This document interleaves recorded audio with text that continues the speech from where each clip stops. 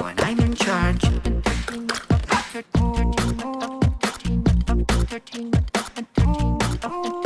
Don't fuss with me. It tastes good. It tastes good. Pump, pump, pump, pump, pump.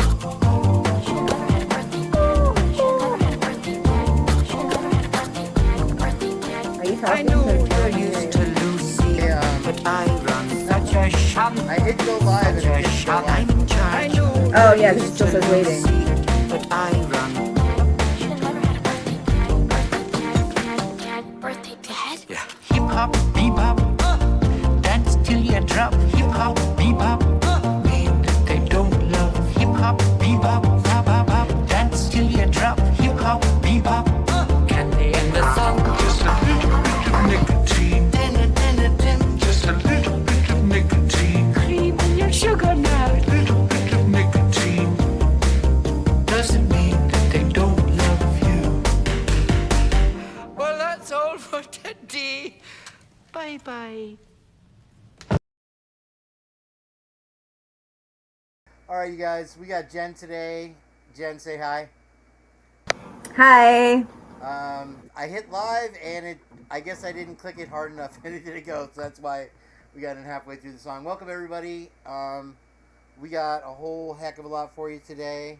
Jenn, you wanna start off with something? Hi. No, you can start. Okay. Get right to it.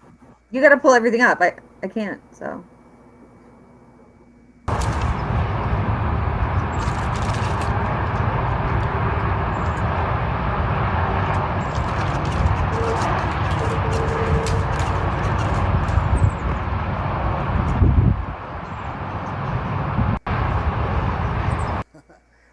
That was from the last time. I got a couple things in here from last time, so I'm gonna run right through it, just in case you weren't watching. I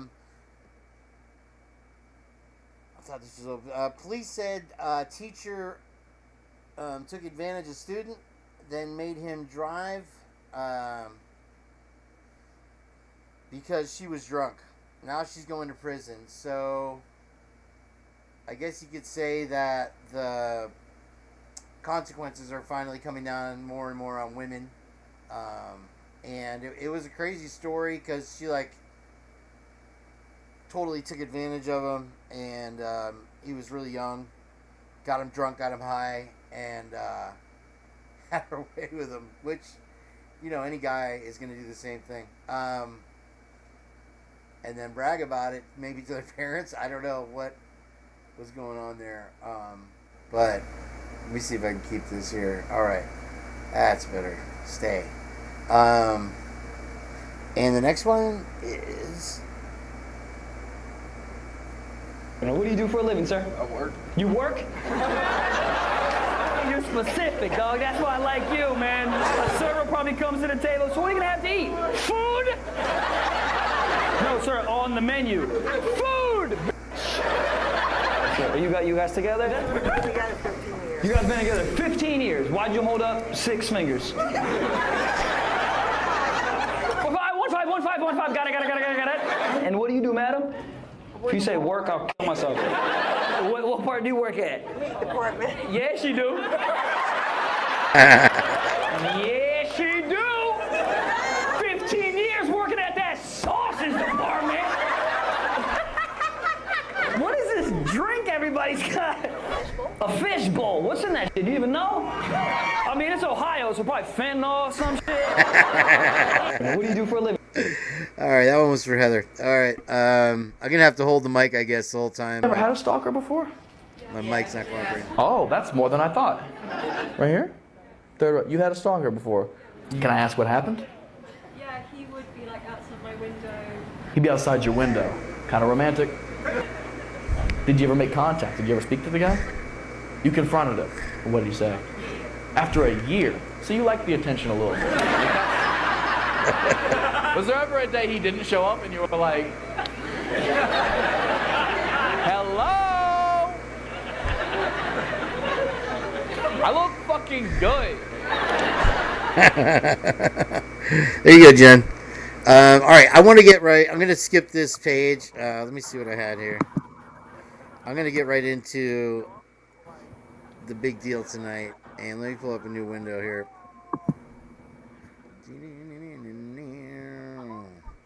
Okay. What is this? Okay. I'm trying not to show my my email there. I appreciate it though. So this is the next thing you got to worry about, and the cone is about the same as it was before. So just be aware that that's coming if you didn't know. And I wanted to show this colder covered. Had a good eye on this. When they changed the amount for the GoFundMe, and then also her town. Look at this, and if you have, I have a picture of what North Carolina looks like, and it's insane. So if you can help, this is the address: 7066 Cedar Hill Road, Talbot, Tennessee 37877. If you can do anything for those folks there, they just need basics. You can see that things are going to be difficult for a while. So close that, and then now I'm going to go to the third tab where it's all at. Give me a second here, and one more window. I don't know what this thing is on. Okay, boom.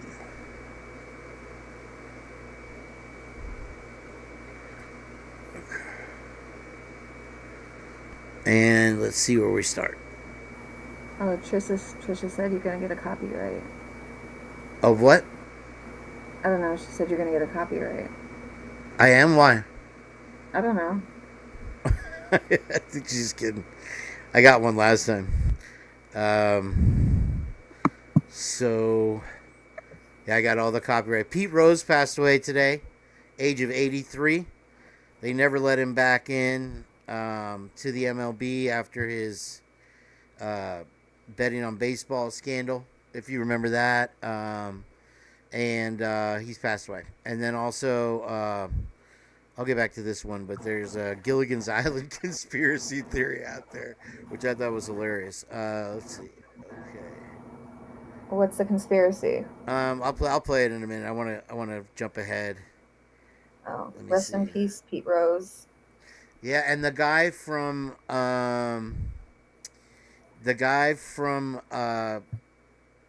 Beverly Hills Cop, the Taggart, I think it was. He passed away today also. So somebody was saying they always go in threes after James Earl Jones died the other day. Now there's two more. Call it what you want. So, all right. We're almost to it there, Jen. Hang with me. Okay, we can hear you now. And, all right. So, if you remember, we were talking about Christchurch, and they had a town hall meeting at University of Idaho, and it had mixed reviews. However, when I went to click on the link for it, it was blocked. It says we can't find this link or whatever. So I thought that was weird. It seems like a lot of things with them. All right, good afternoon. Sir, would you please tell me your name? Yeah, that's happening a lot. It does. You're being held on a couple of matters. First, I'm going to take up CR 3324-2055. First of all, did you? So this is this was somebody whispering. Come on. Oh No. what is that? What's playing? Something's whispering. You sure you're okay? Here it is. Oh, it was this thing. I don't know if you guys remember. We watched this, and it's a girl who is abducted through her like bedroom camera that didn't have the password changed. It's a movie, but it's really scary. I wanted to take a look back at that. This is the New Christ Church, though, here. And we were discussing it, Jen and I, before, about how with the church, you'll find that it's a closed group. If they do business with anyone, they're going to be within the group. And Yeah, they keep a list of people, like, who owns what businesses, like who not to patron, who, which ones. So it's something that they, it's a big deal to them, to give business to non-church people. Right, and that carries over to a lot of these organizations like Scientology. They won't let you in. You can't buy their property from them. They won't. They'll buy property from you, and they'll do it in a shell organization. So you literally never know who they are doing it. Yeah, this was sent to me by Woke Up 1984. And I just thought it was funny. This guy had been busted for METH, and he had 3 G's of it. And the judge is trying to figure out how he's going to plead and all this stuff. And he tells him, well, the charges were that he was distributing it. And he has choice words for... that I'm not even doing. You have a minimum of 10 years imprisonment, up to life in prison, $25,000 fine, or up to $100,000 maximum fine. You have the same rights. I'm gonna have less like them 3 grams. Trafficker. I am going to set bond of $100,000 in this case as well. You'll be entitled to seek the public defender in this case as well, and you haven't helped your cause with your language today. Well, I don't care. I don't like being accused. I'm not really. So there we are. You're being held on $100,000 on each of the cases. Get your own attorney or apply for the public defender. You have the right to a public defender if you can't afford one. Everything you say can be used against you in a court of law. You're entitled to a. Let me go. If he's not you're entitled to a trial by jury, and you are entitled to have witnesses subpoenaed if you feel like that would be helpful in your case. So get with your attorney, whether it's public defender or your own attorney, and we'll go from there. You can be excused. Get with your wife. Paying your bills on time raises. I love the ending of that. Get with your wife. Okay, Jen, you're back here. So. Be helpful in your case. So get with your attorney, whether it's public defender or your own attorney, and we'll go from there.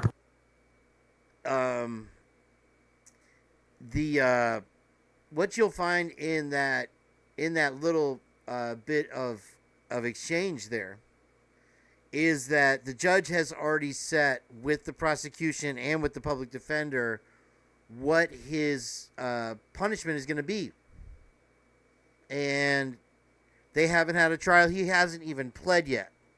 So you have to understand how it typically works in the judicial system when you are using a public defender. And here we go. So this is poignant because betrayal is going to be the subject today, okay?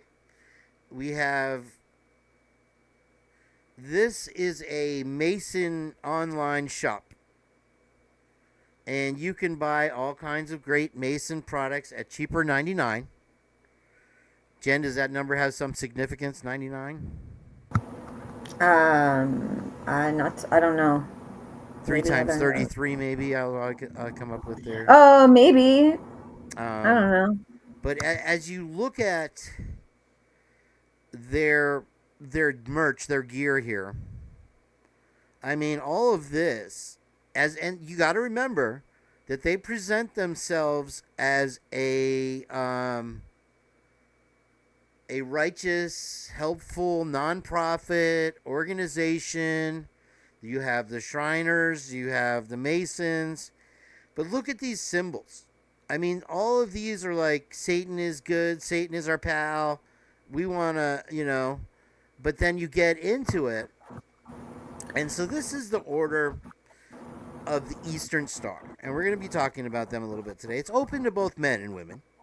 It was established in 1850 by Rob, my eyes are going cross-eyed, Morris, as noted Freemason, and adopted and approved by an independent body of Masonic fraternity.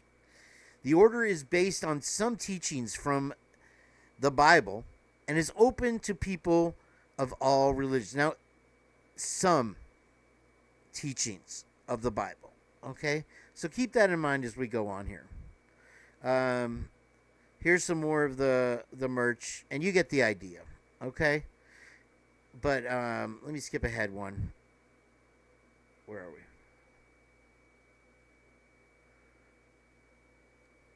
Here. Okay, wait. I'm jumping ahead one more. Sorry. Wait, Kane, did you notice what letter the letters around the center of that star, what it spells? It spells the word fatal. That's where I am right now. F-A-T-A-L. If you can see your screen right now. Yeah. And I wondered what those stood for. I don't know. And I looked into it. I couldn't find it. But what a strange what is it called? The acronym or whatever. And here you have an upside down pentagram. And if you look at one of them, I have another one up.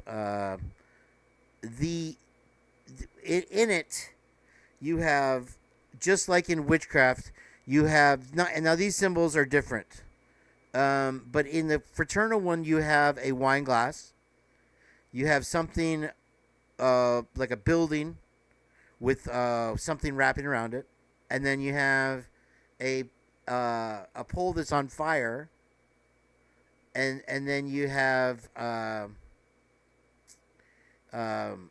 fire, water, something blowing. So it's literally east, south, northwest, wind, fire, water, air, which are the basic elements of witchcraft. And if you look at the center of it, they present it as a religious organization. And this is one of their axioms, apparently, F-A-T-A-L. Now, the reason that's scary is this is their constitution, okay? And it's all out there for you to see, that you are going to go through rituals as you ascend in the order. And with each ritual, you are sworn to secrecy, and you will learn something new, like a handshake in the beginning. Is that right, Jen? Yeah, I mean, that's how they build like bonds in these organizations, is by rituals. And when you say the word ritual, and you say the word, okay, here's the one. Okay, so fire, earth, water, air. Do you see that? And then you have the Masonic crown at the top, and that is going to be the same as witchcraft. Okay, and they're presenting it like a religion, and they want you to worship something, and they draw from the Bible, but they're not necessarily using the Bible. Let me explain. Here is their wonderful little website, and it seems that the Masons have gone woke. This is called the Grand Chapter. And where is that located, Jen? I think in, hold on. I want to say in Indiana, but I have to double check. The Grand Chapter is in Moscow, Idaho. Oh, really? Okay. Yes. Oh, that was a trick question. It was a trick question. I gotcha. And gotcha. So I tell you, it got us all. And so I'm not right to where I'm going yet. Stick with me, guys. All right. So now this is back in the 50s or 60s or something here. And this is a Masonic ritual. And I believe he's taking many wives there, whatever it is, maybe Utah or something. And as we go down further, we find some strange things, okay? Look at this. I don't know if I can open this one. Yeah, I can. Okay, so this is the Holy Bible with the Masonic symbol right on the front. OES, Order of the Eastern Star, which is a Moscow, Idaho, is the capital of the Order of the Eastern Star, the Grand Poobah. All right? So you have a Holy Bible. This is it's an old Bible, vintage. And you have a satanic symbol right there on the Bible. All right? So we're still getting there. We're getting there. Bear with me. All right, there, I had it open there. These are the different orders and different rites and stuff like that. And I'll move Jen here so you can see it all. And if you want to come back and watch the video, you're more than welcome to get more into it. But I noticed the Knights Templar at the top and the Knights of Malta. You have the Red Cross. Interesting. And then Super Excellent Master, Select Master, Royal Master, Royal Archmason, Most Excellent Master, Past Master, and Mark Master. Okay, so you have all these different levels, and you don't find out. You see number 33 right here? You see it, Jen? Yeah, I see it. And for some reason, when I see the Most Excellent Master, I think of like Bill and Ted. Remember that movie? It's like, excellent. Bogus. Bogus. You don't find out what's really going on until you climb each step a little bit more and more. And at that time, they have you. And from what we saw with that religious girls video, they don't only have you. They have generations of your family in their grasp, under their control, and they can affect you, your offspring. So just notice this, and if you wanted to come back and take a look at that, here, I'll move me, and you'll be able to see it all there. So that is the Masonic Order and how these rites have gone hundreds of years. Okay, so where am I going with this? Let's start here. The meaning behind the Freemason checkered floor. The checkered floor of mosaic pavement is one of the most recognizable symbols of Freemasonry. But what does the mosaic pavement actually represent? Well, the checkered floor, also known as the mosaic pavement, is an emblem meant to represent the ground floor of King Solomon's temple. And if you know, King Solomon was the wealthiest man to ever live. He had all the gold in the world. I believe he built the Tower of Babel in opposition to God to reach heaven. It is an odd and esteemed symbol in Freemasonry. The floors of Masonic lodges are paved in black and white with checkered pattern to symbolize the foundational temple floor. Temple. Remember, they call it a temple. But it is not a religious organization. The checkered floor is classed among the lodge's ornaments, the indented tassel, and the blazing star. So those three are the most important symbols. And you'll find the star in the middle of the checkered floor. Okay? It is the first symbol a Mason encounters when crossing the threshold into the lodge room. So it's a lodge, it's a temple. You know, they bill it as a lodge, so you think of the Flintstones. You know, hey, come on in, 88 Fingers Louie's in here, happy anniversary, all that. And then you're like, oh, well, it's a temple. It's a Masonic temple. So why is this familiar checkered design fundamental to Masonic symbolism and ritual? What deeper meaning does it hold? The black and white tiles of the mosaic pavement represent the concept of duality. This is a key teaching for initiates into Freemasonry. The colors black and white actually denote the concept of good and evil, light and darkness, active and passive, positive and negative, dualities that exist in the world within each of us. The checkerboard conveys the interactions of opposing forces in life. The contrast between dark and light that tiles symbolizes shadow, illumination, or ignorance and knowledge. They think we're all ignorant, by the way. The pattern represents both the positive and the negative aspects of life. The checkered floor holds a specific symbolic meaning to Freemasons. The Masonic mosaic pavement serves as an important visual lesson for Masonic initiates. The black and white checkered floor is meant to teach Masons that life has two sides, one good, one bright, and the other evil and dark. It represents the complex nature of human beings and the dual forces that make up the world. The Masonic pavement symbolism provides a reminder that to progress, we must find balance between light and dark within ourselves.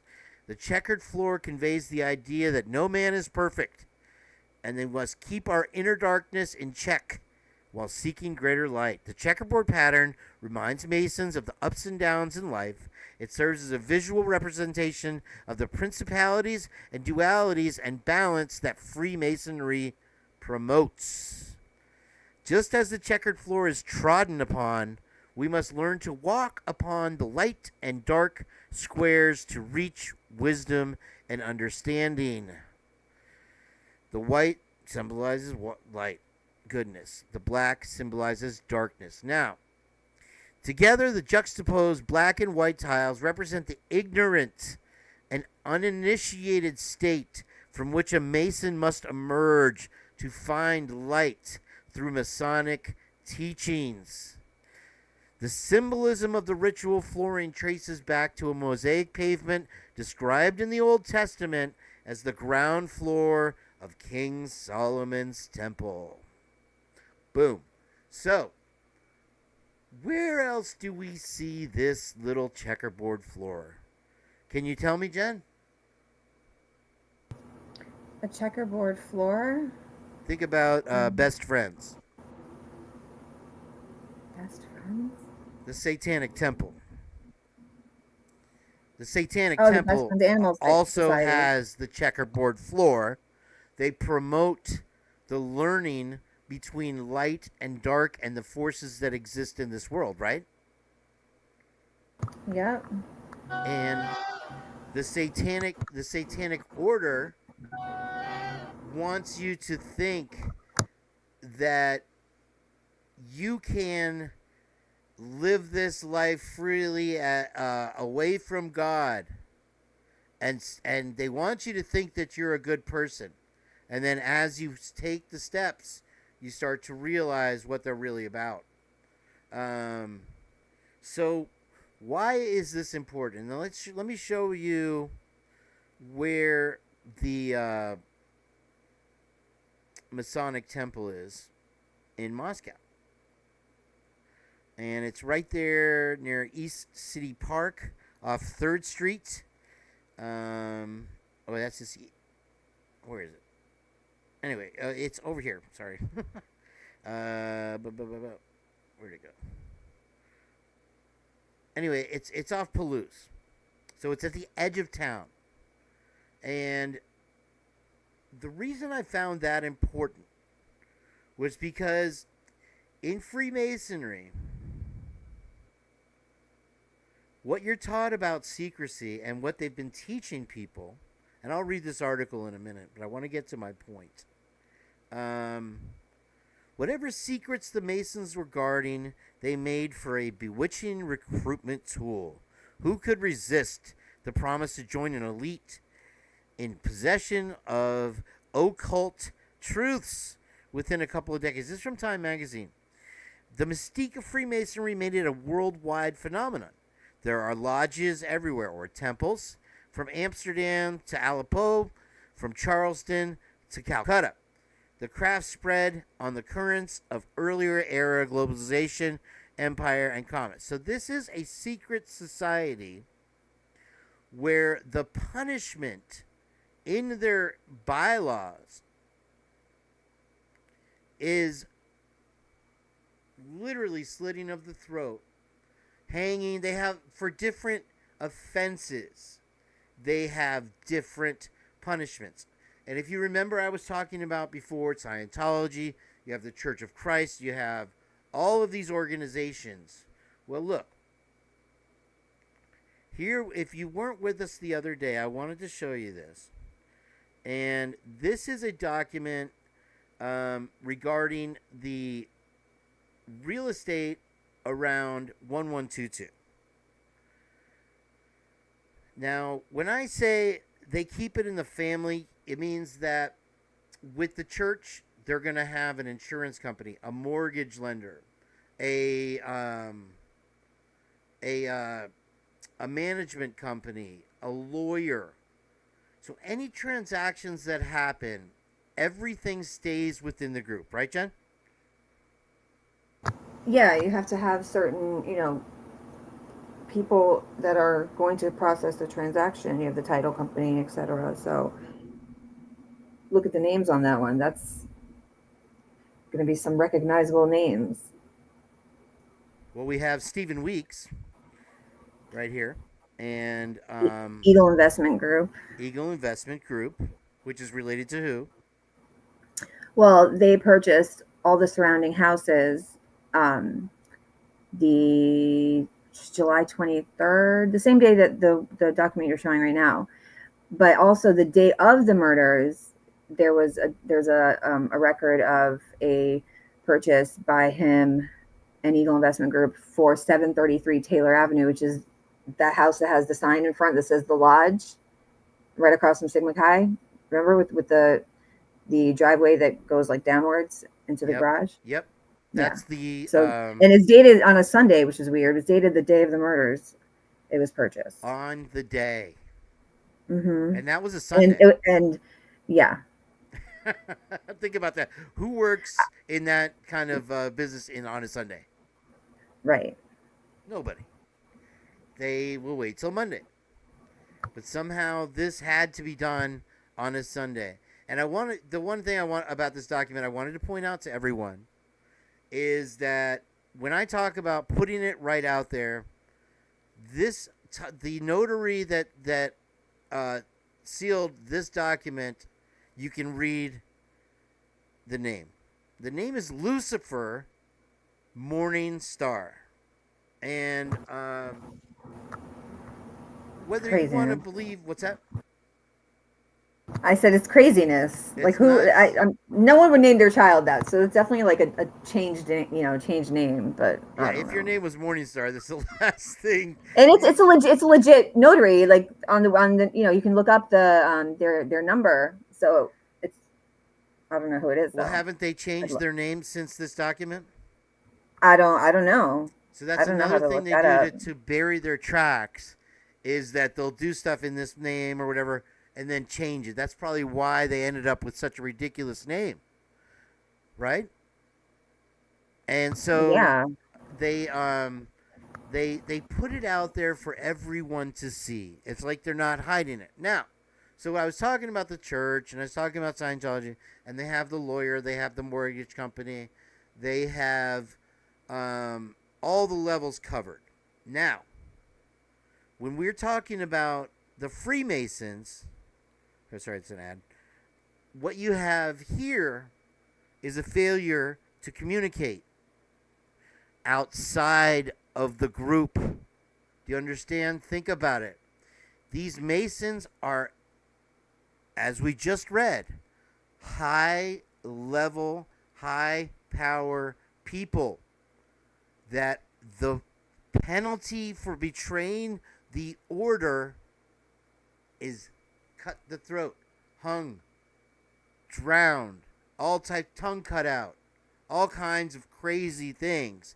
And that has been that way since the beginning, and so be it forever and ever. Now, let's think about it. Who else was involved with the documents that's related to somebody in our case, Jen?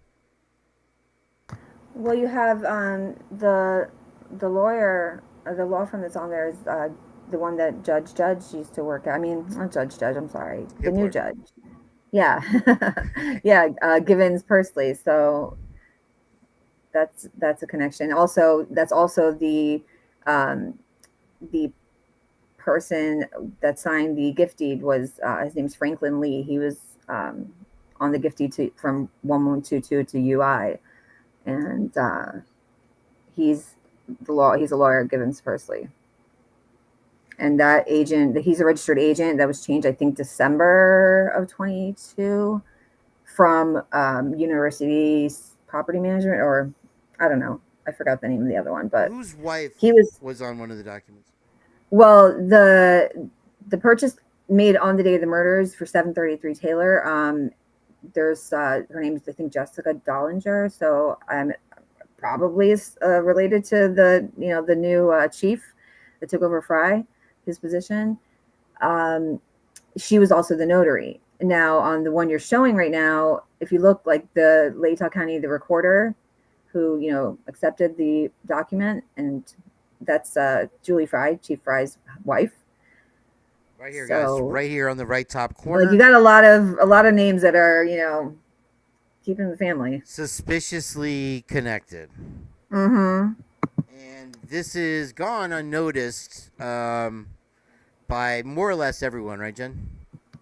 Yeah, and what I found weird was there was 3 purchases made in July of 2023 for those, the houses surrounding 1122. You have 1127, which is the apartments right there in the cul-de-sac where those kids are like on the roof. Then 1126 to the left of it, and then 1118 and 1112, which is the house. 1112 is the one with the light bulb cam. Those 2 houses, 1118 and 1112, are sold as one like purchase for whatever reason. I don't know. But what I found weird was the other 2 houses have like different names, different title companies, different notaries. It's all different than the one for 1122, 1112 and 1118, which makes me feel like that is because something going on there was like needed to be, kept hush hush.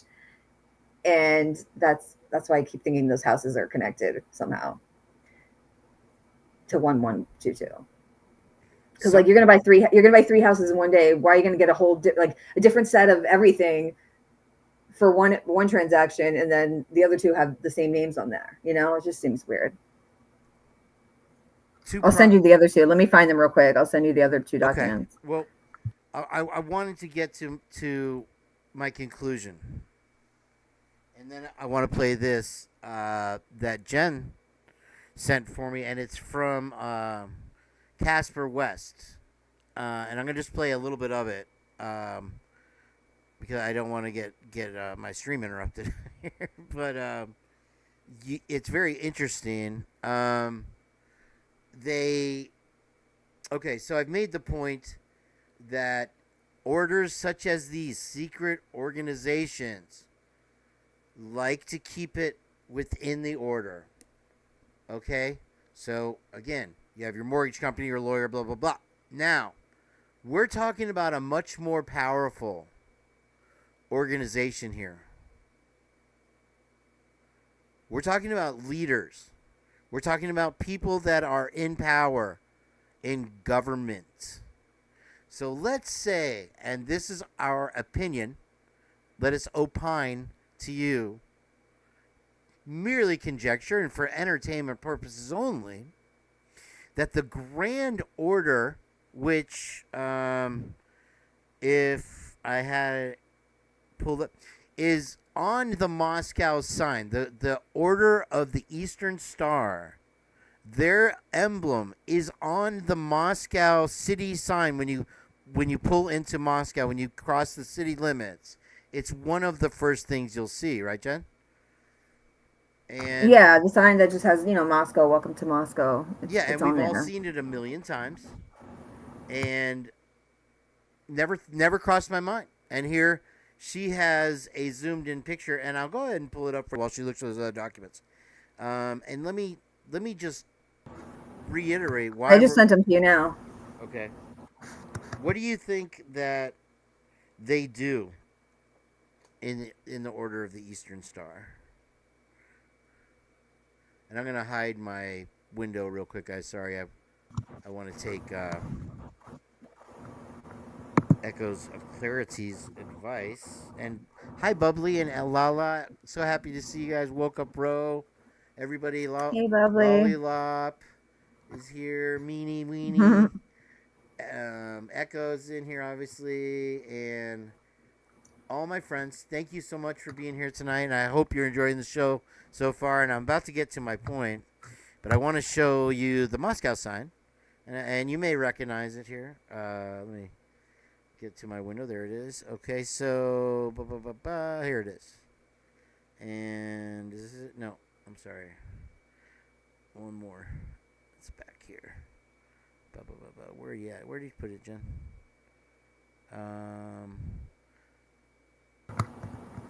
City. I thought it was city sign. Eagles for. Oh, you sent it to my phone. I have it, and I'll pull it up in a minute. Anyway, you can trust me that the Order of the Eastern Star. Now, one thing when I talk about stars. Hey, typically unique's here. Okay, awesome. Where's Leslie and Billy? Yes. Are they here? No.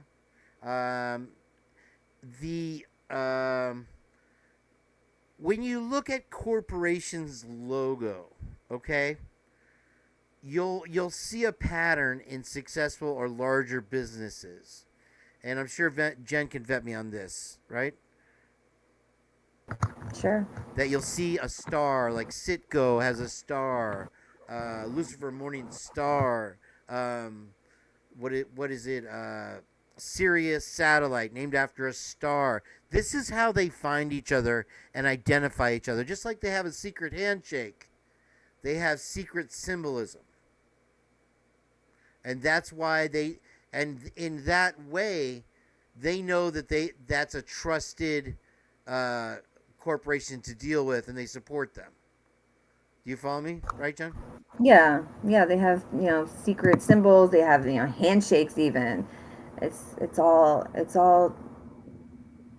ingrained in these people's minds through these rituals that are being repeated over and over again. It's programming. That's great that you bring up the word ritual. It is a ritual, like a satanic ritual. Okay, you have ceremonies in Christianity. They're not necessarily performing rituals. You're not going to see that. Here, everything is opposed to the church that you see in their symbolism. It's just like the church, only opposite. And they use the church's own symbolism against them. Yeah, it's like they trick you into worshiping, the exact opposite of, Christianity, and a lot of these groups present themselves as Christian, Catholic, and they have just enough, I think, of the Bible in their initiation rituals to make you think, oh, these are good people. It's a charity organization, and you slowly take each level and get deeper and deeper, and then they're like, oh, do you want to know the next level? You have to sign this in blood that you will be unalived if you reveal our secrets. Now, like I said, going down the rabbit hole, my wild opinion and Jen's wild conspiracy theory, strictly for entertainment purposes only, what if you have a closed group that are made up of what, Jen? What do you mean made up of? I don't know what you mean. Leaders. People? Oh yeah, I mean, this is like, you got to remember, this is like centuries of network being built of people who are giving them, giving their fellow whatever group insert name of whatever group, better jobs, better opportunities. So like, it really, they end up running things after so long because there's such a history of people that have gotten things handed to them because they're in the group. And it's just, I don't know. I feel like that's how Scott even got his position where he's at now, because he had no educational background. Like, that's not common to put someone as president of a college who's not, doesn't come, is not a professor or some kind of educational education. Okay, great point. Yes. As above, so below, Lala. Yes, I see your I am rock me like a hurricane.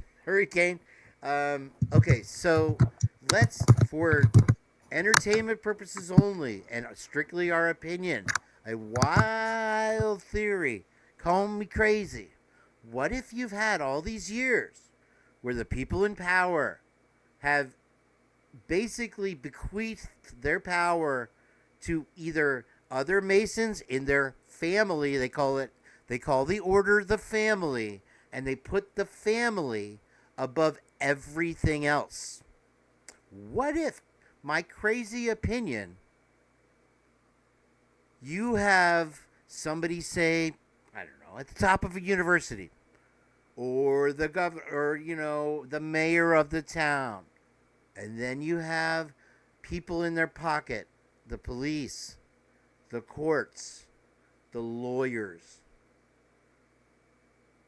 and so on and so forth. And at the bottom, you have whatever henchmen will carry out their dirty work. Now, if you look back at the Order of the Eastern Star, Jen, you will not find a single scandal. Not one. Now, with the Church of Christ, they've had a real problem with that, haven't they? Yeah. What problems have they had? What problems have they not had is a better question.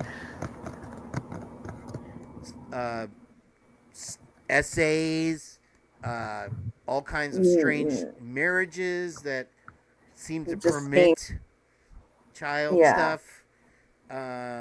Arranged marriages to someone who had just got arrested or was found with, CP or those type of things, and just misogyny and just being a-holes. So do you think in all this time of this order that there hasn't been a single problem? Like I say, Look what. Good.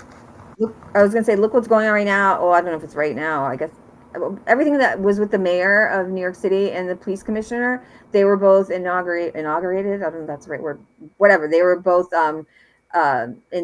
in New York Times, I think it was, about how they were just made master masons recently, and I feel like if you got the police commissioner and the mayor of New York City that are both gonna have each other's back, like, that's crazy. And anybody who thinks that doesn't happen in a billion other cities is crazy, because it does.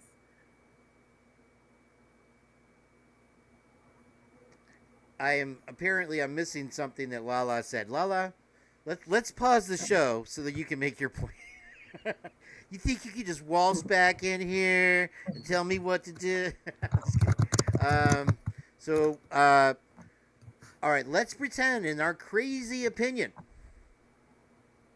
that you have the people that own the house. You have the lawyers in the real estate and in criminal defense. You have the police in your pocket. You have the judge in your pocket. You have politicians and university officials on the board in your pocket. Would you have the power to cover something up as big as this and get away with it and be able to try and frame someone and be so used to doing it that you're 100% certain that you're going to get away with it all the way down the line? The innocent person goes to the gas chamber or the firing squad, and then the case is closed.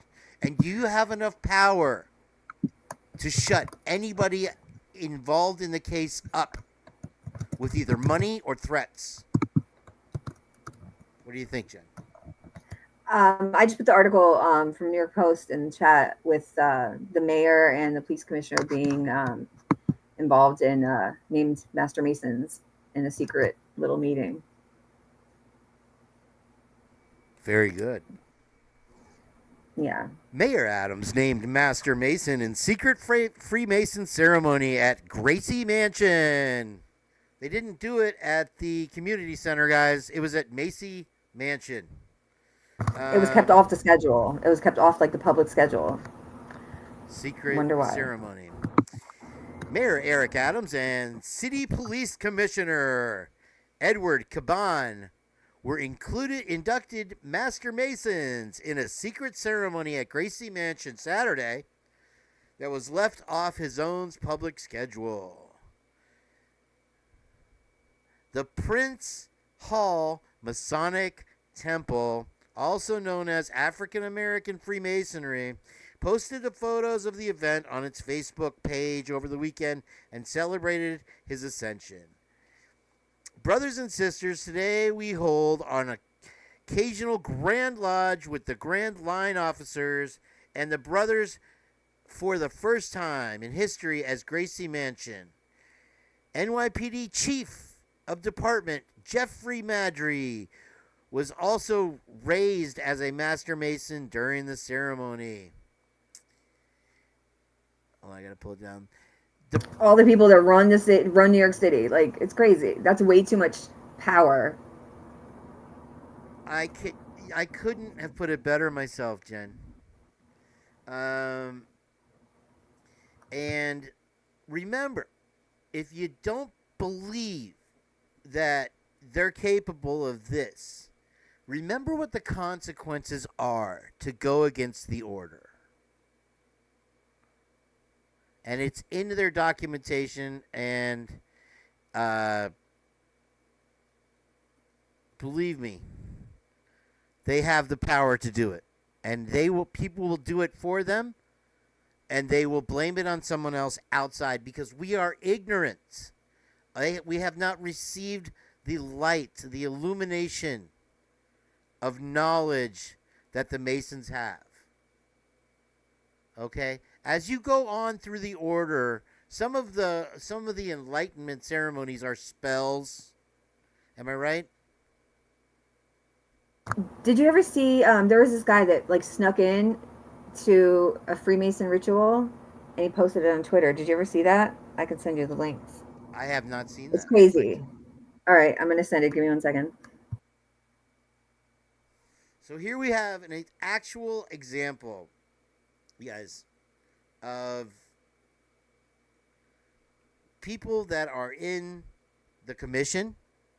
The mayor, what was it? The mayor. Let me go back over it again. The police commissioner, the mayor, the whole nine. Just like I'm saying where the grand order is in Moscow, Idaho.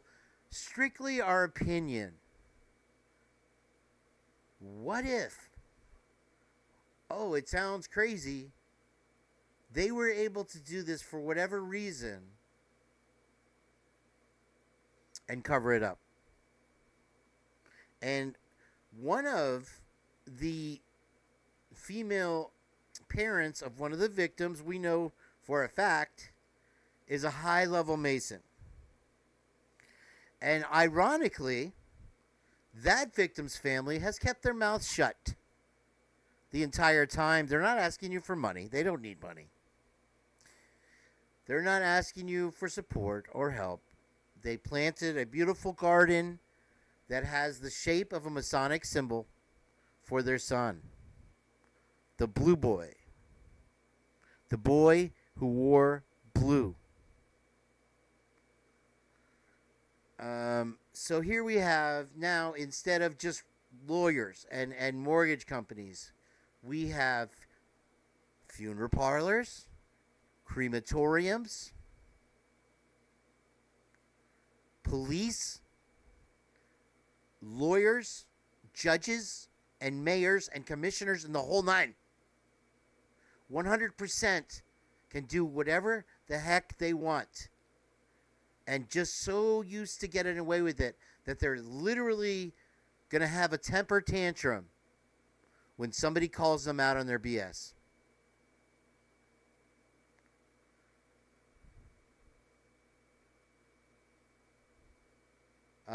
Mimi has something that she wants to share with us that associates kopacka with, I guess, the Masons. So put a 1 in the chat if you're following along with my narrative here, and where it goes. Now, why on earth, Jen, do you think that right after this tragedy, not only real estate around the house needed to be shuffled, but the house itself had to be leveled? How would you conjecture on that? I mean, that combined with the fact that they were guarding it even after the crime scene was released tells me that something that was there at the scene that was being, guarded, that couldn't be removed. So it wasn't like evidence that could just be put in a bag and, take it somewhere else. It was something that could not be moved. So that tells me it's got to be the house, right? So it's like they play hot potato with these properties, and they don't want anybody outside of the circle of the people who are in the know to get their hands on any of them. It's like the shell game you play in New York City. Yeah, I mean these properties are sold for over $1 million each, like 1.2 or something, like over $1 million. So why? Like 10 years ago, I think 1.18. I think 10 years ago, I want to say maybe it was sold for like a couple 100,000, few 100,000, something like that. It did not. It didn't. No way in hell did it increase in that much value. No way. I just sent it to you, by the way. And well, surrounding properties are certainly not getting the amount of money. No, not at all. They claim for the other properties. Not even close. You can do that when you have the circle of trust. And like I say, they put it in movies. They put it right there for us to see. The circle of trust. Nothing's going to get broken in that circle. Even now, when they've backpedaled all the lies that they've put out there, they've backpedaled almost every single thing they have said about this defendant in this case. Am I correct? Yeah, everything, literally everything. At this point, they have nothing. And when this case is over, when Brian walks, there will be no more suspects. There will be no more investigation. We will be the only investigation that exists for these 4 students. And why? Yeah, they won't be able to prosecute anybody after this. They won't. And when and how. Now, Bubbly Waters fell asleep during her broadcast the other day and left it in. I think that's hilarious. And I said she needs an intervention. She's so deep in it. Because, okay, so as an example to why those properties are able... Now, if I said that this house that I live in here is worth $400,000... Right. I could ask that. It's not market value. It's nothing close to market value. But if I have a buyer that's willing to pay $400,000, then it's not a problem. The taxes are going to be higher. That's about it. But if you look at what's going on, and the governor or one of the senators of Idaho is investigating Scott Green for the sale of University of Phoenix, because it appears that the other bids for the University of Phoenix were bogus. So what they do is they vet their transactions by the other bids, which don't even really exist, or they're fallacies. They're made up organizations that are making these bids. So goes California, so goes the country. If you have these properties and they want to get higher than market value, they keep it in the family. So look, guys, think about, you have Chief Fry's wife on the Lucifer Morning Star document. Why do you think he is shaking in fear when he is at that podium? And why do you think they shut him up with the gag order? Right? Also, did you notice the lender on that document is Eagle Lending LLC? So it's like they're borrowing and lending from themselves. Eagle Investment Group is the borrower. And the purchaser. The lender is Eagle Lending LLC. Like, it's like, come on. It's like they play hot potato. It couldn't be more obvious, you guys. It couldn't be more obvious. Jenn has stumbled, well, not stumbled, but found her way right into the mouth of the beast, you guys, literally. And this couldn't be more obvious. And you can say that Farley wasn't. Maybe he was. Maybe he was the henchman or something like that, and they were going to let him off charges or whatever. Maybe BK was well. We will never know. When BK gets released, what do you think his life expectancy is, Jenn?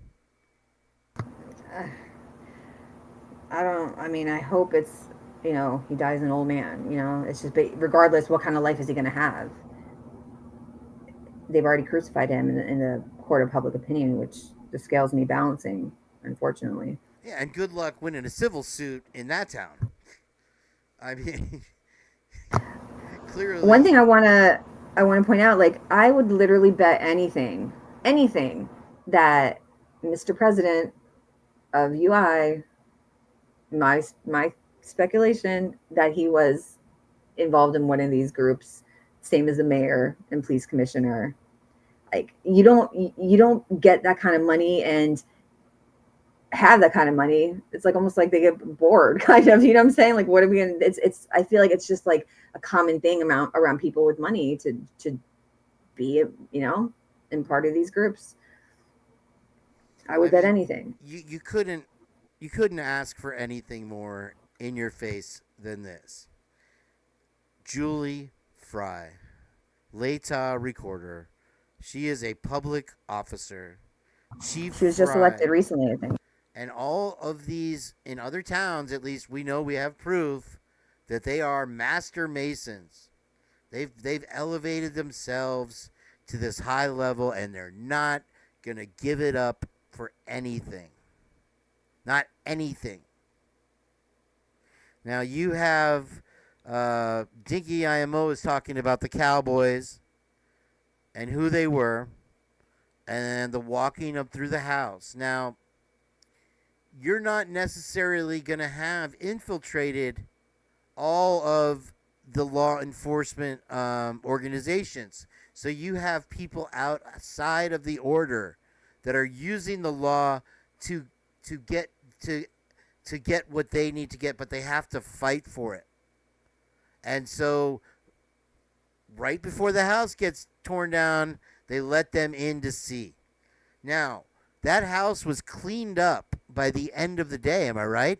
They were already cleaning the house when law enforcement arrived, and they continued cleaning the house, and then they instantly got all of the possessions that they thought would be important to the families out of the house. Who knows what they took? Who knows what they gave to them? Who knows why they held Kaylee's phone so long? Who knows why any of those kids were not investigated? Okay? What do you think, Jenn? Yeah, I mean, as far as people being investigated, I just feel like it's literally impossible to have thoroughly investigated everybody they should have, and not only them, but those people's immediate circles as well, because it could be like a friend of a friend or somebody.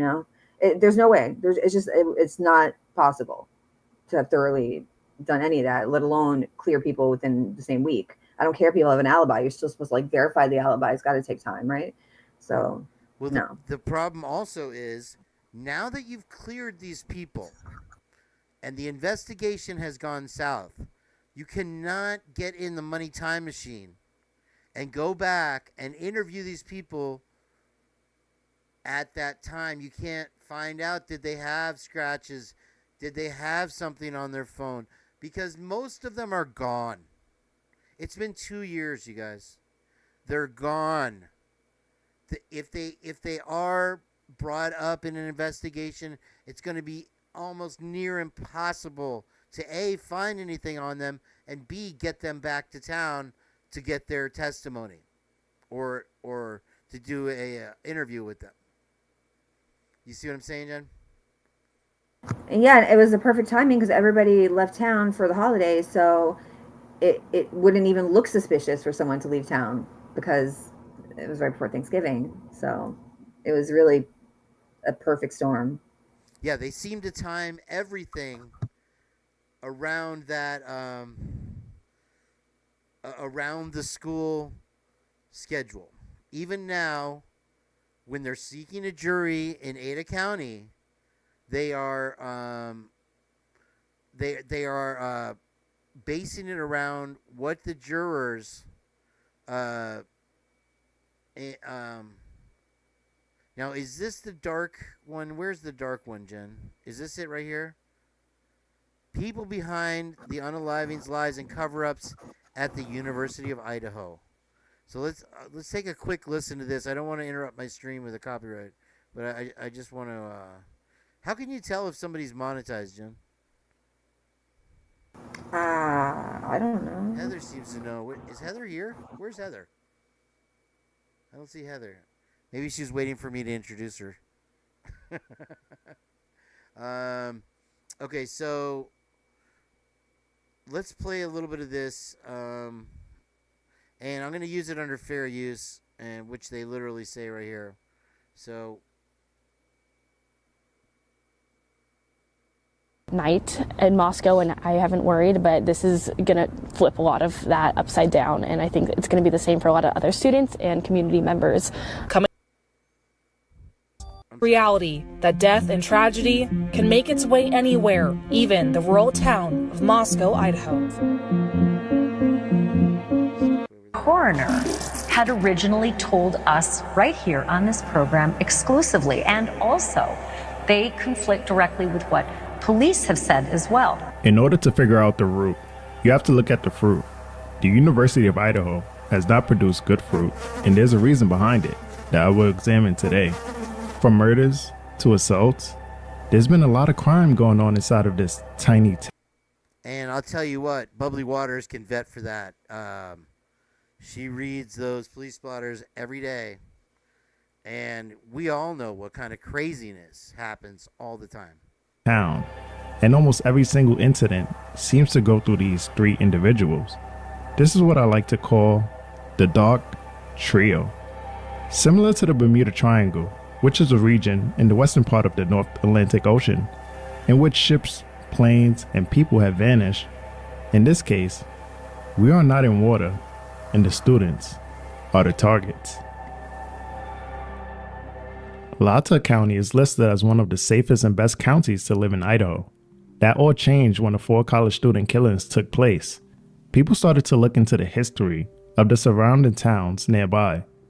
The crime data record of being the safest county in Idaho didn't seem to make much sense.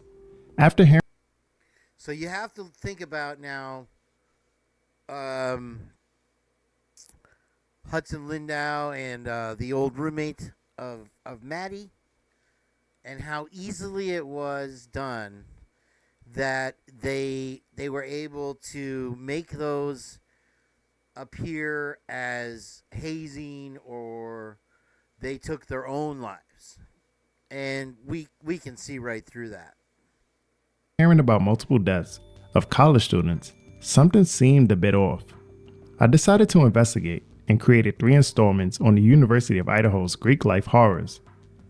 I knew that there were more to these Idaho murders. My investigation started with Lauda County Coroner Kathy Mabbitt. The town knows her for working at the Gritman Medical Center in Moscow, where she served in multiple director of emergency room positions for 42 years. She attended the University of Idaho, completing her degree in political science. Then in 2001, she graduated from University of Idaho Law School, earning both of her degrees. When asked for her reasons for attaining both degrees, she stated, "I wanted to be a nurse for a long time, and law school was always a dream." In 2006, Mabott added coroner to her list of occupations when she won the Lauda County coroner election, beating David L. Hutton by almost 1,000 votes. Juggling this busy life as a nurse, lawyer, and county coroner, hypothetically, someone with these roles might exploit their access to sensitive information. This could include manipulating legal processes, tampering with evidence, or influencing medical findings. The coroner is the ultimate decision maker in ruling the cause of death of an individual, which could be a conflict of interest. One woman who looked into the underfunded system of coroners found that 2,000 officers across the country determined the cause of death of 600,000 cases per year. Some death investigators work for elected sheriffs who try to avoid controversy or owe political favors. Others own funeral homes and direct bodies to their private businesses. This goes so deep, I can make a whole other series on this topic. In this case, Kathy was appointed to be the county's coroner, but doesn't necessarily have the educational credentials for the role. The role... She has the credentials of... Jen, I want to bring you back up here real quick. Okay. You were saying something about Mabott, and you were saying the connection. This is it in this video here, right? Yeah, she's got... It's like all the people that you would need to cover something up are... You know what I'm saying? It's she's got power. You got Fry, you got Green. It's like those three together could run the city. She's the one that determines the time and death and all that. Like it's crazy how much power those three wield. So I'm putting a link to Casper West's his YouTube channel in here in chat. Well, I also wanted to notice that Rochelle made a great point. Idaho has one of the lowest autopsy rates in the U.S. The rules are awful. Now, if you could expand on that a little bit for me, Rochelle, I'd appreciate that. As far as the rules go for the coroner, that's interesting. Now here, Lala has given me some coordinates, and I'm going to pop them in, and we'll see where that goes.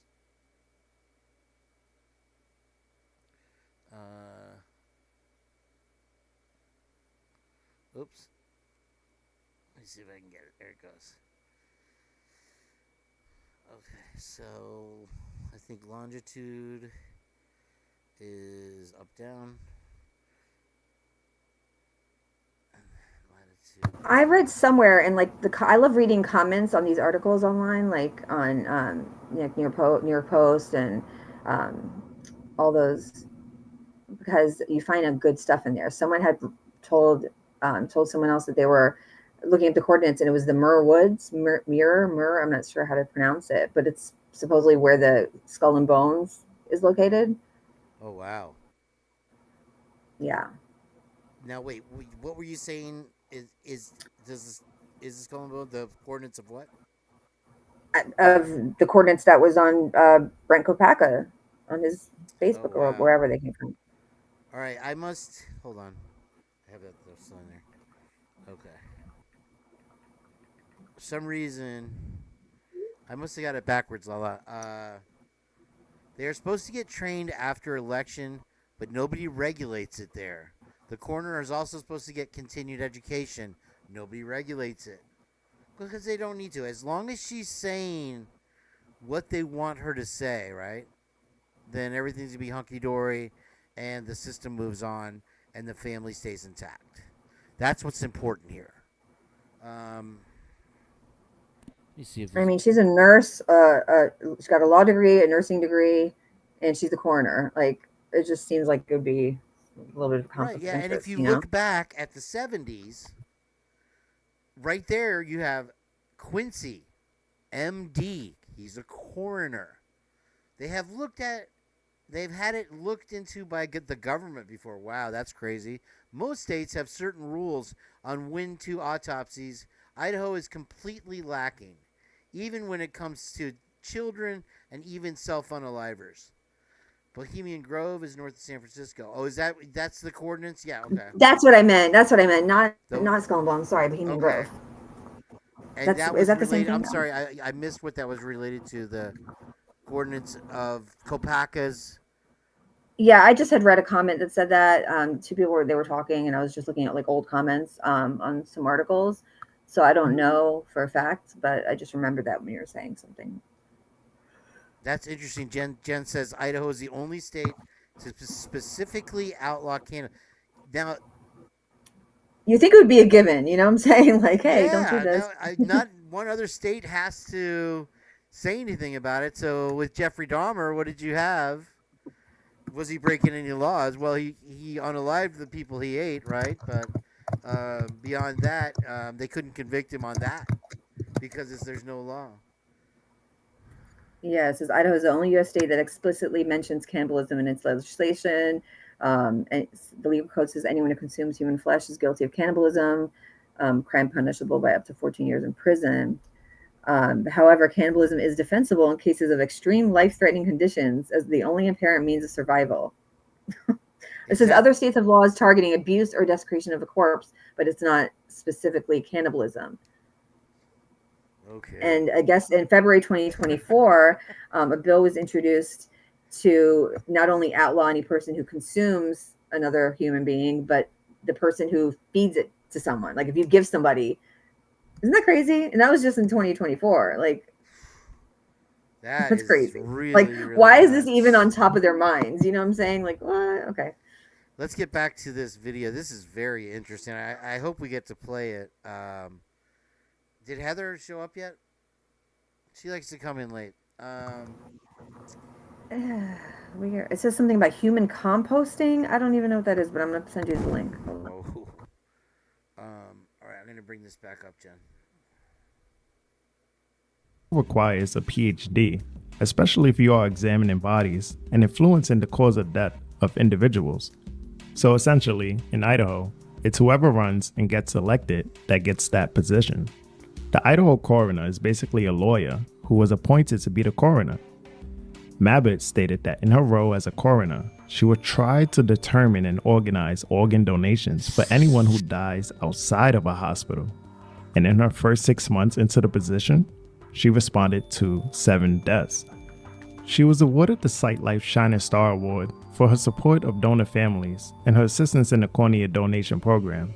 SightLife is a non-profit eye bank that obtains corneas donated by individuals. In Mabbitt's first 6 months, she assisted in the cornea donation process for those 7 individuals. She stated, "I feel very blessed to be in a position to help people." What really stuck out to me was when she stated deaths outside of the hospital. Coroners have the power and authority to determine the cause of death. So what Rochelle says is very interesting here. As long as it looks a certain way, it doesn't have to be investigated. No report taken, you guys. Remember on that Wikipedia page we're looking, can you hear me? I'm sorry, hold on one second. Sorry. You're good. No, remember on the Wikipedia page we were looking all like this, you know, going back over a century of all the fraternity deaths? Yes. If you really look at it, you'll see it went from all these crazy, accidents or whatever, and then all of a sudden every other one was basically alcohol consumption, falling out of a window. It's like they learned how to cover their tracks. Right. That's why it's no big deal. That's why the fraternity doesn't get punished when one of their brothers loses their life as a result of their parties or whatever it is. So they have free will to do whatever the heck they want at any given time. Yeah, or a slap on the wrist at the most. Yeah, without any kind of repercussion. Yeah.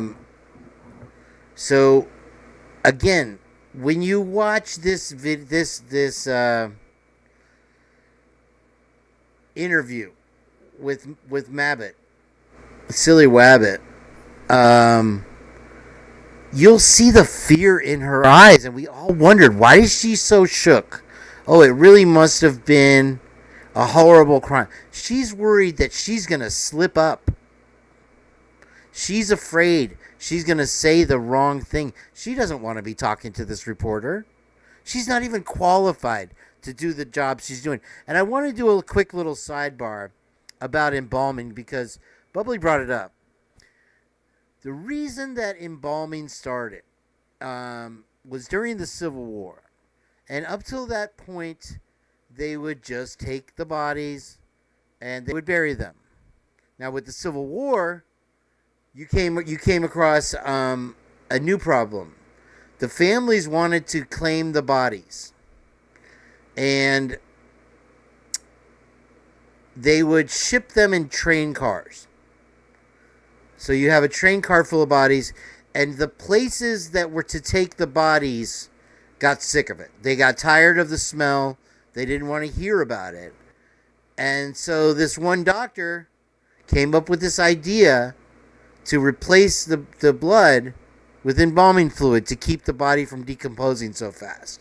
And that way it would be able to make it to the family for a proper burial at the destination, and it wouldn't be such a burden on the people receiving the trains.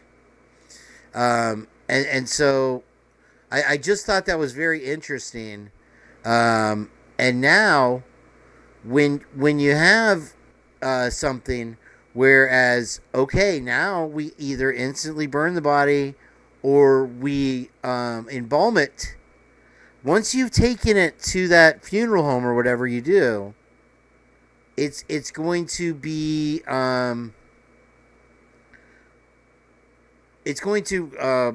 reduce the amount of evidence available to any outside investigator.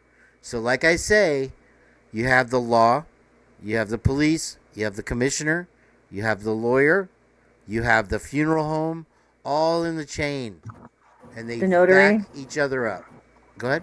The notary. Is it the notary too? The notary that's got to stamp that on make it the Grand Seal of Idaho, has got to get on every document, and a outsider, somebody not a part of the organization, is not going to just put their stamp on anything. So they need somebody in there that is going to stamp it, like Chief Fry's wife. Honey, can you cover this one for me? We messed up. Or, and then they go to the lengths of using a name like Lucifer Morning Star to have a notary. I mean, that's in your face, guys. You can't deny the obviousness of it. Now, wait, real quick. You know what? Eagle, who's got the eagles, their little symbol is Scottish Rite. Really? And yeah. Which is one of the orders of the Masons. Because the regular Masons have 3 levels. I think the 3rd is the highest, 3rd degree. But the Scottish Rite is who has the 33. I see. Oh, wow. And their little symbol is like 2 eagles, something like that. Well, we know that these judges love to pat each other's backs, and that they're all in some type of secret organization. Almost all of them at high levels. It's a common thing. That's why the Masons are so strong. Now let's get back to this video, okay, Jen? Did you want to add anything else? Nope, that's it. Okay. As you may remember, there was a dispute between a former coroner in a different state because Coroner Kathy said the toxicology reports aren't relevant to this case. It adds that she does not believe the toxicology report on each of the 4 University of Idaho students will be relevant to the manner or cause of death. Now, Mabbitt has been the county coroner for 16 years in Latah County. And those 2 facts that are in conflict are that all of the victims were in their beds, according to police and the coroner. And according to the coroner, all of the injuries were stab wounds and not slash wounds. So I just want to play for you exactly what it was the coroner said in her words. Were any of them slashed? Were any of their necks cut? Or were these all puncture wounds? Well, it was a pretty large knife, so it's really hard to call them puncture wounds, and they were definitely stabbings. Can you tell me, when you say that they might have been sleeping, were they found in beds? Yes.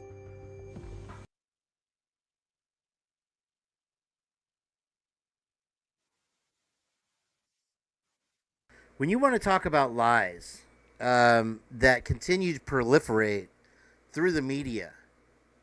This is one of the biggest. And if you ask anybody, and I did several interviews on one of my bike rides here in Florida, the first thing out of people's mouths is that they were found in their beds. That is the narrative that we know has been disproven. It's not true.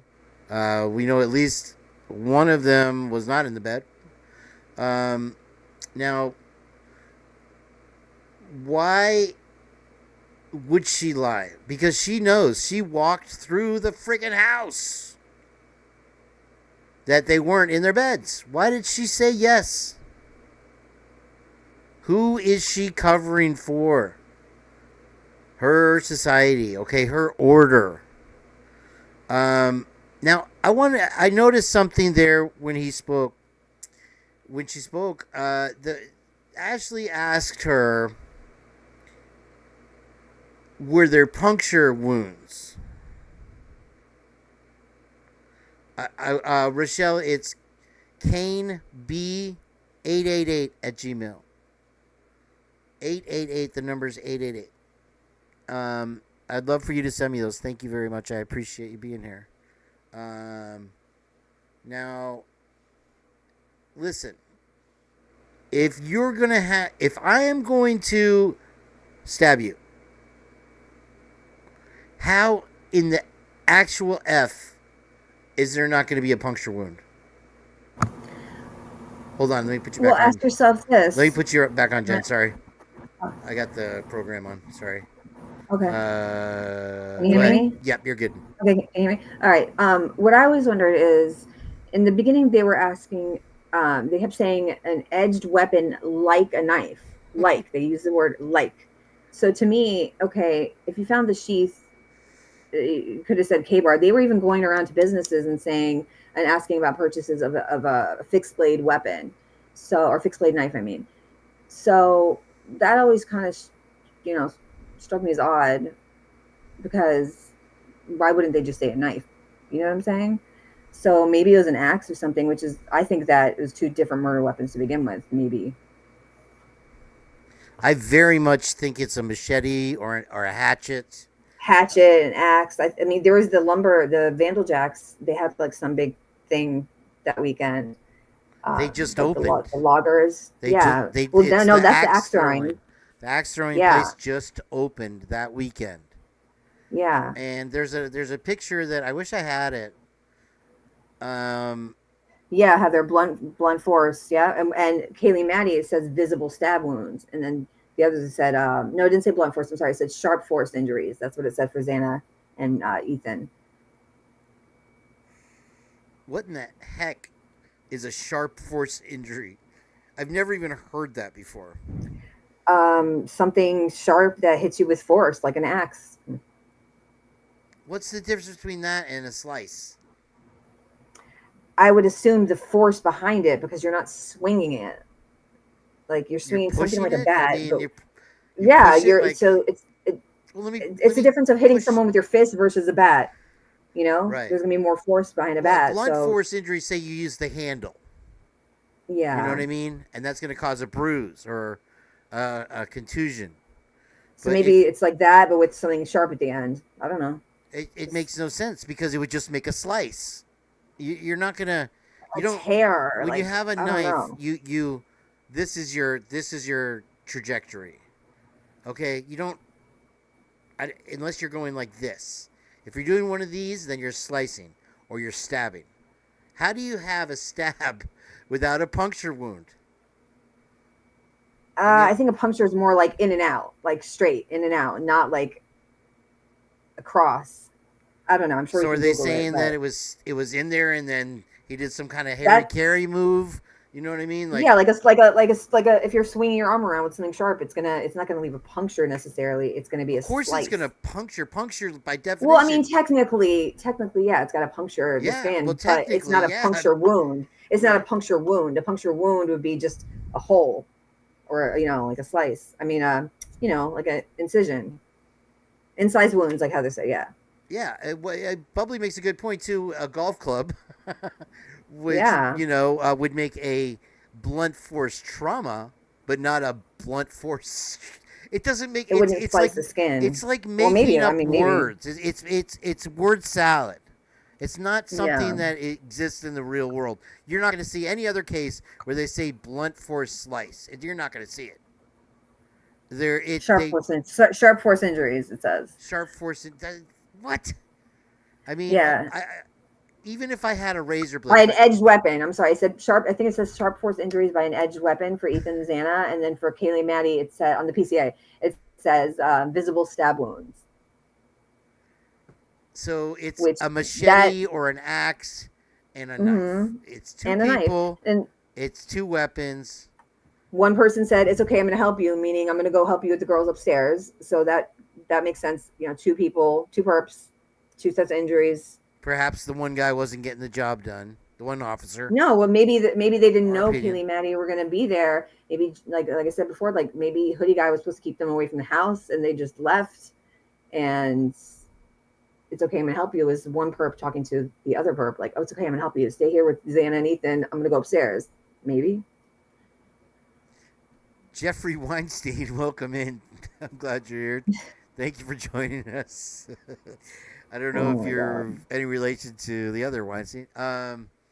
So we have terms of confusion. Agreed, Jen? Yeah. It's stuff that just don't add up. Point blank period. Again, right there in the PCA. So you have the fear on her face. You have her lying. Look at her posture with Ashley right now on the screen. Hi, Jen. Sorry. She's got her chin back. Okay? In a sort of a defensive posture. Like, you talking to me? Am I wrong? Is that far-fetched? I mean, that was a good pause for him or to do it on that frame. It's like, what are you saying? What are you trying to say? It's like that defensive. Right. It's a defensive posture. When you cross your arms, a lot of people think that's a defensive posture. When you ride your hands, people think that's what that is a self-soother. Yes. Yeah. As opposed to a defensive. This is a defensive posture. Trying to. Well, in this case, stick with the narrative. And here she is, barely qualified to be doing what she's doing. And what did she have? 2 jobs, right? So it's like, how are you going to break outside of that mold? So we'll get back to the video real quick here. I'm going to switch you off, Jen. Okay, did you want to add anything? Okay, no, that's it. Okay, all right. So those were the facts that the coroner told us. And like I said, it is in direct conflict with what these 2 sources familiar with the investigation are now telling us as well. That obviously needs to be sorted out and likely best in a court of law as well. In this scene, Kathy stated there was lots of blood in the home and all students were likely sleeping. However, sources said that it appeared Ethan Chapin stepped partly into the hallway before suffering a slash to the neck. This made me think back to when Dylan stated that she heard a male voice say, "It's okay, I'm going to help you." Many people thought this was Ethan saying these words to Xana, but how would he be able to say that with a slash on his neck? I also don't think a killer would say this. It just doesn't make sense to me. This only leaves a few options of people. Someone they knew, either a friend who left the scene that was actually trying to help them, a professional, trustworthy individual, such as a police officer, or neither, and Dylan made it all up. Who could it have been? So what exactly is the role of a coroner? When does someone call a coroner, and what is a coroner death investigator? I'm going to call it a coroner for the episode? That's fine. Okay. What is a coroner? So a coroner is an elected position, but what we do is we go out when someone dies, or we're called every time someone dies that lives within our parish. Okay, or county. Or county. In Louisiana, it's parishes.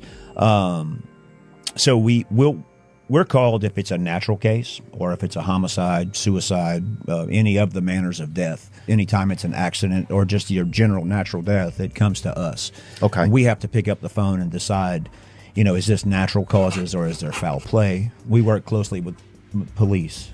A few murders happened in Idaho, and guess who's always around? Chief James Fry. In a developing story now, Moscow police say that they just pulled a body out of Paradise Creek over the weekend. They say the body is that of 19-year-old Hudson Lindow. He was pulled from the water around 11 a.m. Sunday morning. While police have not announced how he died, they did not suspect foul play was involved. We'll keep you updated as we learn more. Hold on, I want to take a quick break. Jeffrey Weinstein, are you a blues man? Do we have a blues man in the chat today? Now, I'll tell you, I agree with you on the Flying V. Now, the Flying Vs do have a little, that's a later progression of the Flying V. And I'm talking about guitars here, guy, for a second, with Mr. Weinstein, that it makes it more comfortable to sit down on your bed. Now, with this Jackson here, I find it very comfortable, the ergonomic design of it, to sit on my couch and play. I don't have a single problem with it, and it's very light, to have on the stage also. So for me, it's the best of both worlds. I do prefer my Les Paul for practicing, playing outside, that kind of thing. You're right. And that is my main go-to. But I do love this guitar, and I find it very versatile. I'm glad you brought that up. Sorry to sidebar on you guys. But I wanted to say one more thing, that one of the things that Bubbly found in the Linda Lane audio, what up, Twist?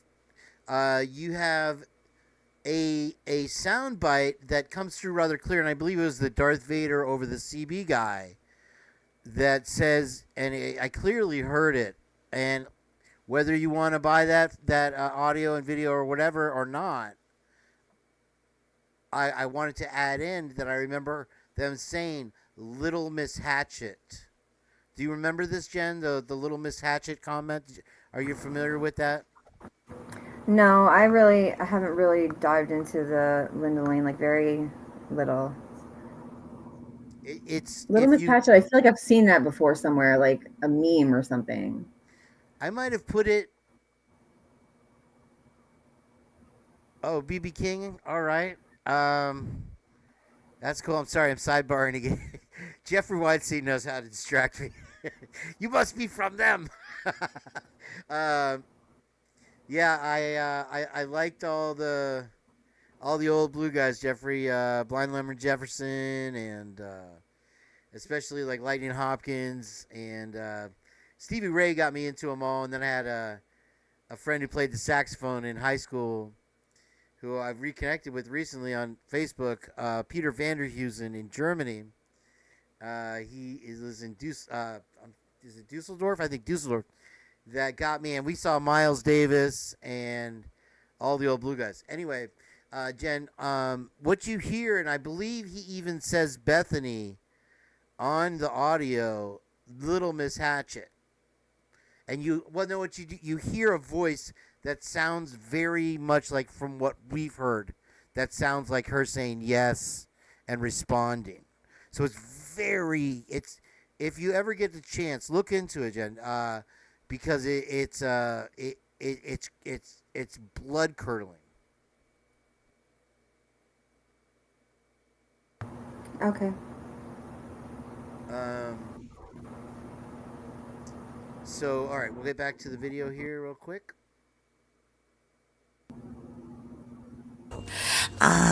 Let's look at this. UI, University of Idaho student freezes to death after fraternity party. University of Idaho student froze to death under a bridge after leaving a fraternity party this weekend. Moscow police found the body of Joseph Witterick, 18, of Haley, Idaho, under the Paradise Creek Bridge about 4 p.m. Monday, according to Moscow Police Chief David Toot. He sought shelter under the bridge, where he likely died of hypothermia.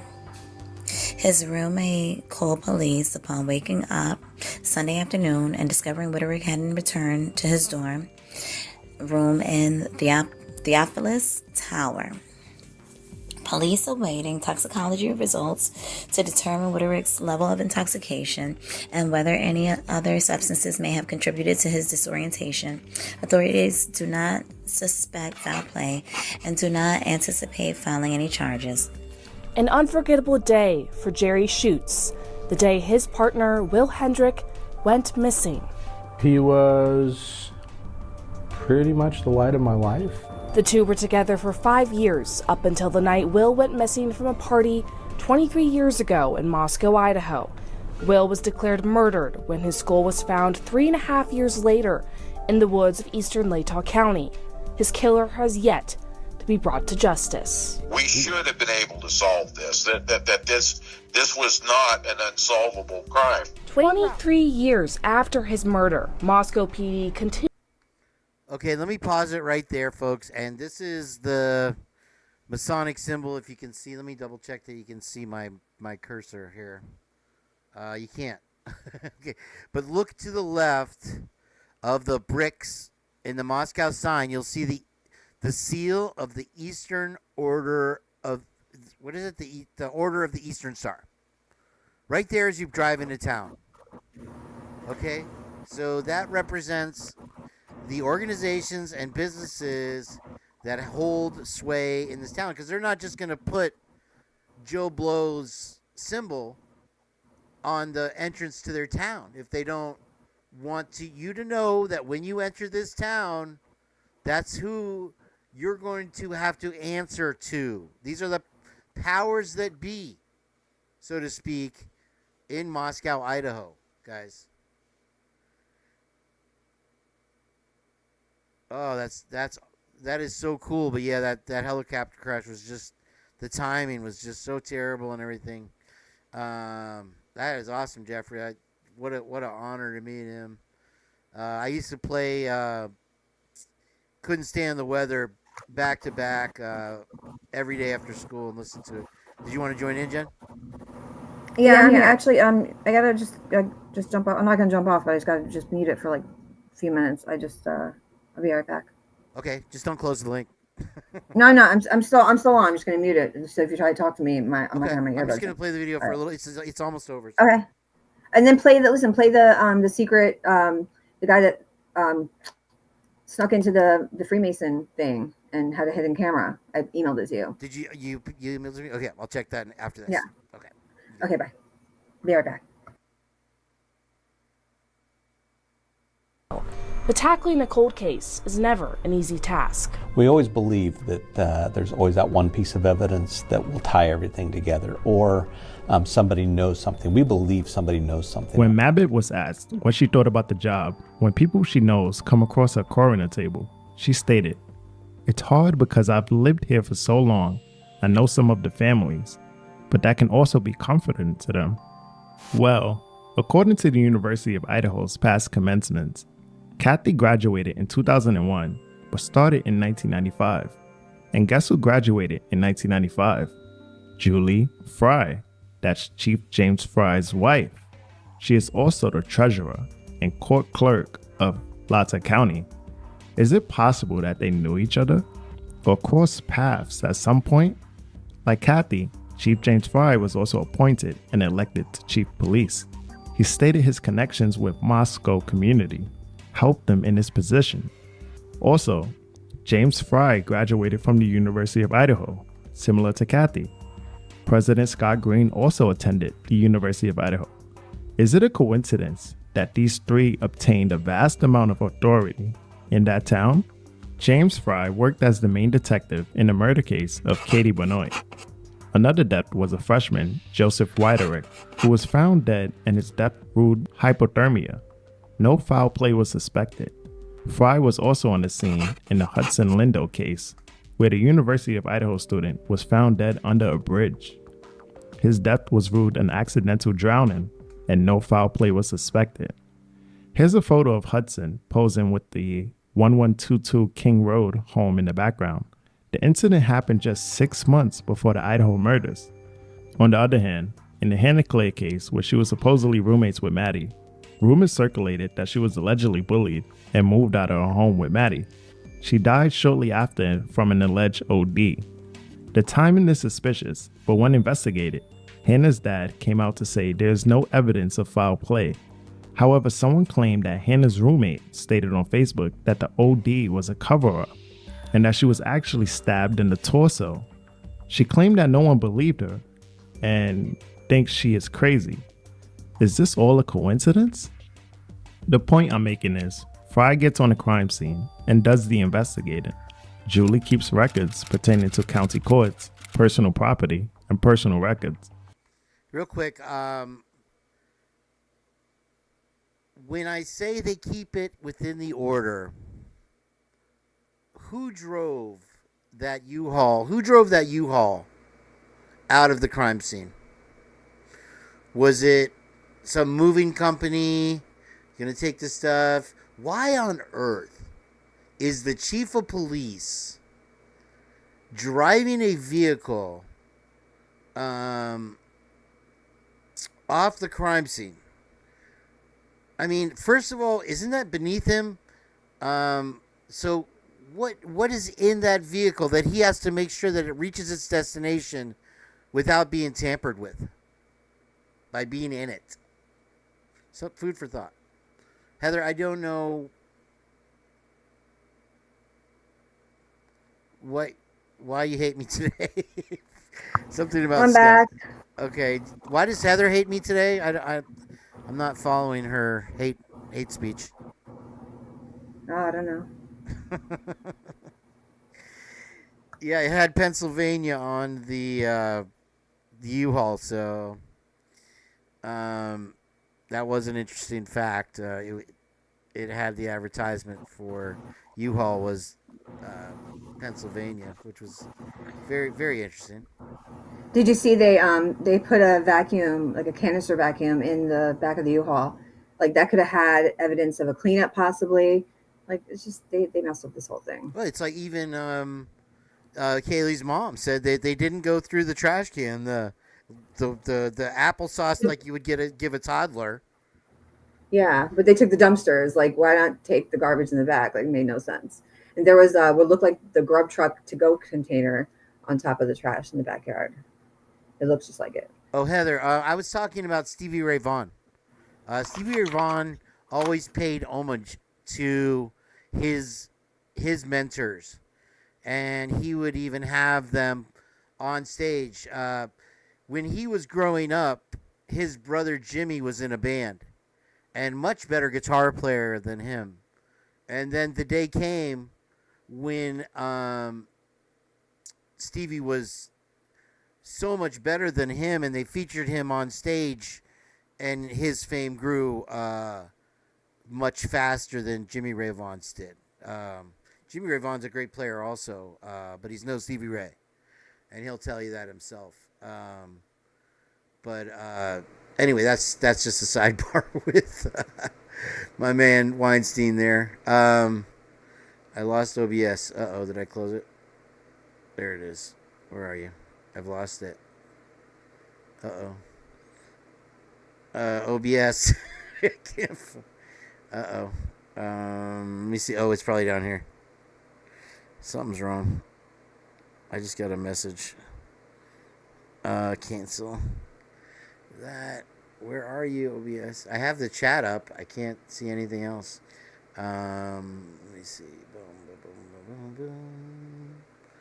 Unpin from taskbar. No.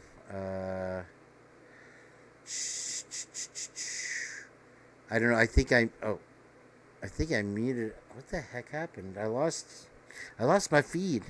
I know. If I'll play the video, and you guys let me know if you can hear it still. I can't. If there's an echo, I'm sorry. I can't mute it. Let me see which one it is. Carolyn. All right, we'll get through this video. I have a lot of other stuff, so I hope I can figure this out. But we'll continue on this with the video. Let me know if you can hear it.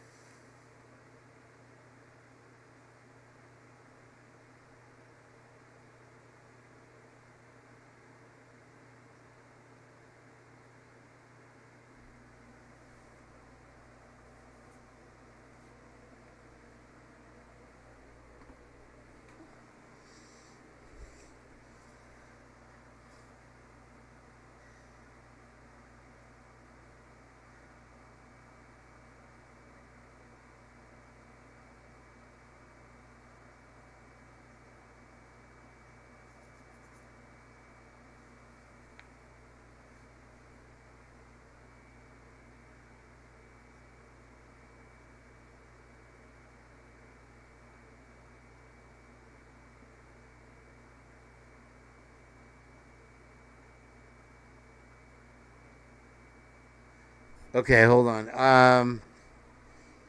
I am going to have to do something drastic here.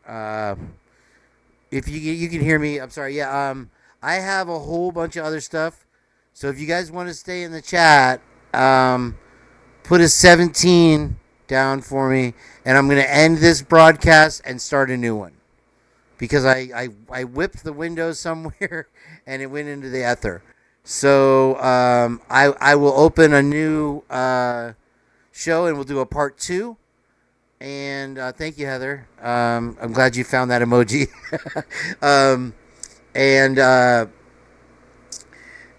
Yeah, drop those 17s for me, guys, and I'll go ahead and I'll end this broadcast here, and we'll pick it up, and I'll do a part 2. Thank you, guys. I appreciate you. Hey, Heather 4, how you doing? Nice to see you. So many Heathers, right? so many Kanes, so many Heathers, so many Jakes, so many Jacks. Jeez. And here's another. Now, before I close this one out, I want to mention he was talking about and I could play it with the closed caption on, but it wouldn't be the same. So I want to finish this with the thought that you also have to consider the Timmy Reed case. And I wanted to ask somebody in the chat, if you're out there, somebody had the work number or a way to contact Nick Reed, Timmy Reed's father. And if you're out there, if you don't mind, put in the second part of the show or email me, because I couldn't find the email. If you sent it, it is kaneb888@gmail.com. I would really appreciate it because I've had zero luck contacting Timmy Reed's lawyer, who the case was dropped, if you're not familiar, but I thought it was Woke Up, but she's like, nope, that's not me. So anyway, all right, I'm going to shut this down, guys, and I'm going to get Jen back on, and we'll start over part 2, okay? Just give me a couple minutes, all right? Thank you very much for being here, and we'll see you in a moment. Thank you.